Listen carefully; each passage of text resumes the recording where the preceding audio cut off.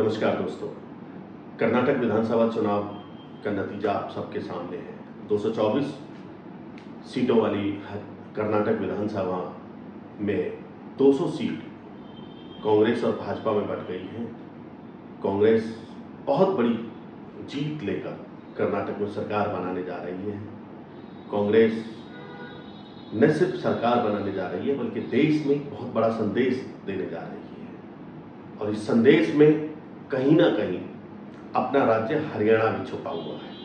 अब वो कैसे छुपा हुआ है अपना राज्य हरियाणा, और हरियाणा की राजनीति पर इसका क्या असर पड़ेगा, हम केवल इतनी सी बात करेंगे। लेकिन उसमें एक ब्रीफिंग आपको दे दूं कि कर्नाटक चुनाव के लिए भारतीय जनता पार्टी की तरफ से केंद्रीय राज्य मंत्री कृष्णपाल गुर्जर, केंद्रीय राज्य मंत्री राव इंद्रजीत सिंह, यह हरियाणा से और कई नेता, संजय भाटिया, बहुत से नेताओं की ड्यूटी वहाँ सीधे सीधे रूप में लगी, एक एक विधानसभा क्षेत्र पे लगी, और ऐसे लगी कि भाई आप वहाँ जाकर के ग्राउंड लेवल पर काम करें। ऐसे ही कांग्रेस की तरफ से, हरियाणा कांग्रेस की तरफ से, हरियाणा के कांग्रेस के बहुत ही वरिष्ठ नेता, राजस्थान में जो राज्यसभा के सदस्य हैं, रणदीप सुरजेवाला जी हरियाणा के बड़े नेता हैं, और कर्नाटक में इस बार कांग्रेस पार्टी के प्रभारी थे।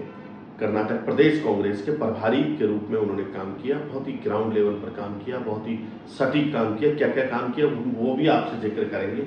लेकिन इस सब के अलावा इन चुनावों में कांग्रेस के केवल 3 विधायकों की ड्यूटी कर्नाटक विधानसभा चुनाव में लगी थी, जिनमें सबसे पहले नंबर पर एनआईटी विधानसभा क्षेत्र के विधायक नीरज शर्मा की ड्यूटी कांग्रेस के दक्षिण में मंगलौर जिला में लगी थी, और एक विधायक हैं कुलदीप वत्स बादली के, उनकी ड्यूटी कर्नाटक में लगी, और तीसरे विधायक हैं अमित शाह की ड्यूटी वहाँ लगी थी।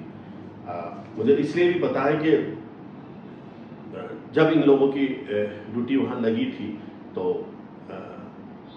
बेंगलुरु में एक ताज होटल के बेसमेंट में कांग्रेस के राष्ट्रीय अध्यक्ष मल्लिकार्जुन खड़गे ने एक इनकी मीटिंग ली थी, जिसमें डीके कुमार भी उपस्थित थे और रणदीप सुरजेवाला भी उपस्थित थे।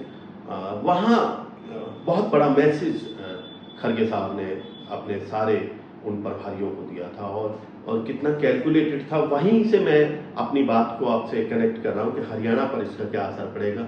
वहीं से जो चीज़ें उन प्रभारियों को, जो 224 विधानसभा सीटों के लिए जो प्रभारियों को बुलाया गया था, उनमें से 70 विधानसभा सीटों पर केवल प्रभारी भेजे गए थे कि भाई ये सीटें हमारी ऐसी हैं जिन्हें जीतने का काम, जिनका चुनाव प्रबंधन का काम, जिनको पूरे अब से लेकर के चुनाव तक 13 मई तक, मतगणना तक कैसे कैसे सिस्टम बैठाना है, वो सारा। और उसमें जो फाइल वो पकड़ाई गई, तो मैंने इन 3 विधायकों में से एक विधायक से वो फाइल भी देखी थी कि भाई ये फाइल क्या है। हरियाणा के 3 विधायकों, उस फाइल में उस विधानसभा क्षेत्र का पर्टिकुलर सब कुछ, कि कैंडिडेट से आपको कोई उसे डिस्टरबेंस नहीं करनी है। आपको जाना है ग्रास रूट लेवल पर।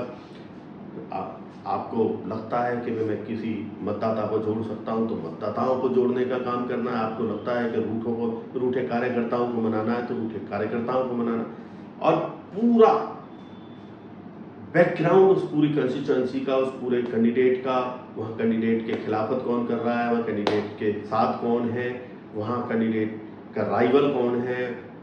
जैसे मैं एक विधानसभा क्षेत्र है वहाँ पुत्तूर,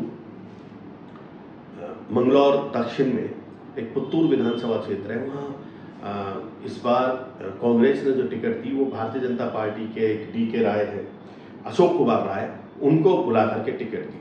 बहुत ही पैसे वाला आदमी है वो, और उनको टिकट दी, वो जीत गए हैं इस बार पुत्तूर विधानसभा क्षेत्र से। लेकिन टिकट काटी किसकी? एक वहाँ जब कांग्रेस का शासन हुआ करता था तो एक लेडी को वहाँ स्टेट लेवल का एक चेयरमैन बनाया हुआ था, उसकी टिकट काटी, और वो बहुत सक्रिय लेडी थी, बहुत मजबूत लेडी थी। उसका टिकट वहाँ काट करके और अशोक कुमार राय को दिया गया, वो जातीय समीकरण के आधार पर। भारतीय जनता पार्टी ने वहाँ एक बुजुर्ग लेडी को टिकट दी। और पुत्तूर वो क्षेत्र है, जैसे दक्षिण, जैसे हम राष्ट्रीय स्वयंसेवक संघ के नाते से मानते हैं, तो नागपुर जैसे मुख्यालय है पूरे आरएसएस का, अब नॉर्थ में एक ये समालखा में बन जाएगा। ऐसे पुत्तूर को यदि हम देखें तो संघ की दृष्टि से वो दक्षिण में उनका मुख्यालय है, लेकिन उस सब के बावजूद वहाँ पुत्तूर में कांग्रेस के कैंडिडेट अशोक कुमार राय विजयी हुए हैं। और ये सब कैलकुलेटेड काम मैं वहीं से आपको फिर कनेक्ट कर रहा हूँ कि हरियाणा पर इसका कैसे असर पड़ेगा। हरियाणा पर इसका ऐसे असर पड़ेगा कि अब कांग्रेस आलाकमान के सामने रणदीप सुरजेवाला की जो स्थिति है वो और मजबूत होगी। और अब तक हम कहते थे कि हरियाणा में कांग्रेस नहीं है, हरियाणा में हुड्डा कांग्रेस है, हरियाणा में सुरजेवाला कांग्रेस है, हरियाणा में सैलजा कांग्रेस है, एक दो और भी कांग्रेस हैं छोटी मोटी, जैसे किरण चौधरी की हम कह सकते हैं, कैप्टन अजय की हम कह सकते हैं, लेकिन अलग अलग कांग्रेस है, कांग्रेस एकजुट नहीं। लेकिन अब तक हम ये मान के चलते थे कि वे हरियाणा में पूर्व मुख्यमंत्री भूपेंद्र सिंह हुड्डा का सबसे बड़ा गुट है, लेकिन कर्नाटक में इस बड़ी जीत के बाद अगर हम रणदीप सुरजेवाला को ये कहें कि वो भी अगले 6 महीने में, अगले 10 महीने में, अगले 1 साल में पूरी मजबूती के साथ हरियाणा में दिखाई देंगे और बहुत ज़्यादा विश्वास उनका कांग्रेस हाईकमान पर बढ़ जाएगा, तो मैं समझता हूँ इसका सीधा सीधा असर हरियाणा पर भी आएगा। और वैसे भी हरियाणा में एक बात बहुत पुराने समय से उठती जा रही है कि कभी बांगर को चौधर नहीं मिली, रोहतक को मिली, सिरसा को मिली, लेकिन कभी बांगर को क्षेत्र है, ये जींद उचाना वाला जो क्षेत्र है ये बांगर क्षेत्र माना जाता है। तो रणदीप सुरजेवाला उस क्षेत्र से आते हैं, तो इस बार वो ये नारा जब लगाएंगे, जैसे चौधरी वीरेंद्र सिंह लगाया करते थे कि भाई मैं बांगर में चौधर लाना चाहता हूँ, तो बांगर में चौधर लाने का काम रणदीप सुरजेवाला भी अब एक नारा लगा सकते हैं और इस नारे को पूरा दम मिलेगा, मेरा मतलब है पूरी सपोर्ट मिलेगी इस कर्नाटक विधानसभा चुनाव के बाद। और इतना ही नहीं, रणदीप सुरजेवाला जैसा शार्प व्यक्तित्व का आदमी, पढ़ा लिखा आदमी, लॉयर, वो भी बड़ा लॉयर, राजस्थान चुनाव में भी अपनी पूरी अहम भूमिका निभाएगा। तो मैं समझता हूँ अब किरण चौधरी, रणदीप सुरजेवाला, सैलजा, ये जो तिकड़ी कह लो, चौकड़ी कह लो, ये चौकड़ी निश्चित तौर पर कांग्रेस में मजबूत दिखाई देगी।